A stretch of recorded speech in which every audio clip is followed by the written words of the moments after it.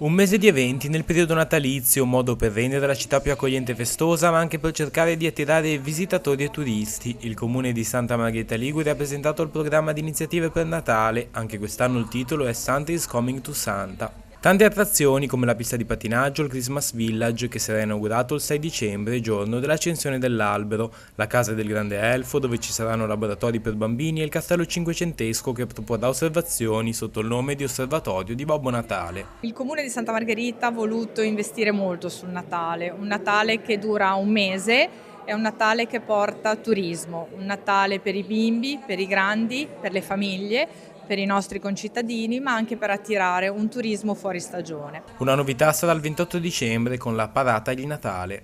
Che avrà un'apertura, una sfilata che partirà da San Siro e girerà per tutte le vie cittadine con in apertura una carrozza trainata da due unicorni luminosi ed è esattamente la carrozza che ha illuminato l'anno scorso l'accensione delle luminarie di Madrid.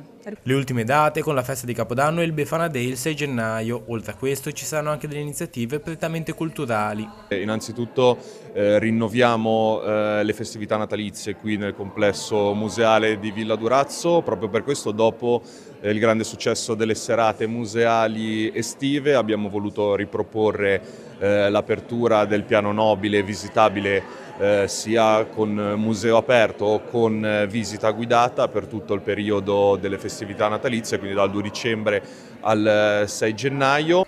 Saranno visitabili anche Villa San Giacomo e il castello cinquecentesco, al di là delle iniziative natalizie.